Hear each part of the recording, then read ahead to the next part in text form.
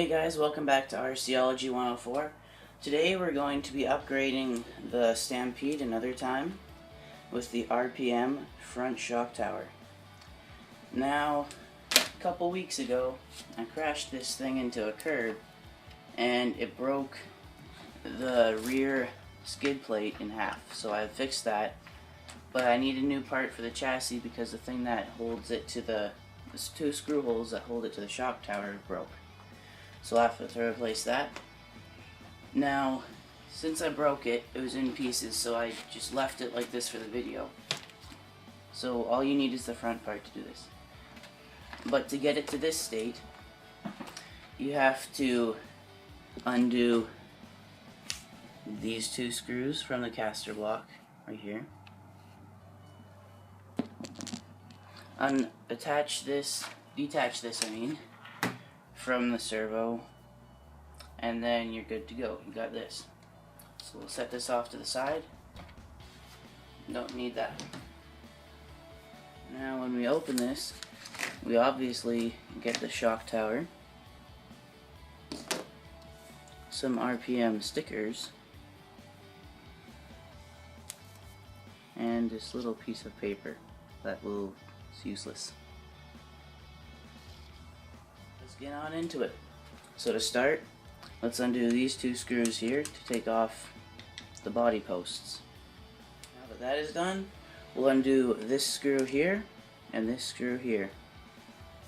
Now when you undo those two screws, make sure you don't lose the two washers. Those are important pieces.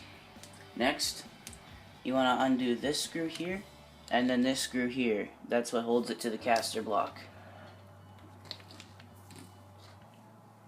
Now that it's all loose and floppy, it's time to undo the screw that holds the shock to the shock tower on either side, and then it'll be all free. The reason I'm doing this upgrade is because my stock shock tower is cracked. I don't know if it was during the crash or when, but yeah, it's cracked. So I'll bring over the trusty RPM shock tower and we'll reinstall this thing. So bring back those screws that you used to take off the original one and just reinstall them back into place. Excuse my baggy clothing, I'm still wearing my house coat because it's cold downstairs. Now that that's back on, we'll reinstall the screws that we took off here and here on either side. Now that you've done those two screws, it's time to reinstall the shocks. Now when you're doing that, just make sure that you have the shock tower on the right way and that these pointy parts are facing forward so that the shock is not all messed up. And now that you've put the shocks back on, the final step is to put your body mount on. It's just the same process as before.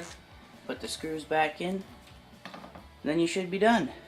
Now that you're all done with that, you can bring the rest of your truck back, reinstall it back onto the caster block, and you're done. Well, after you put the servo horn back together, but that should be all.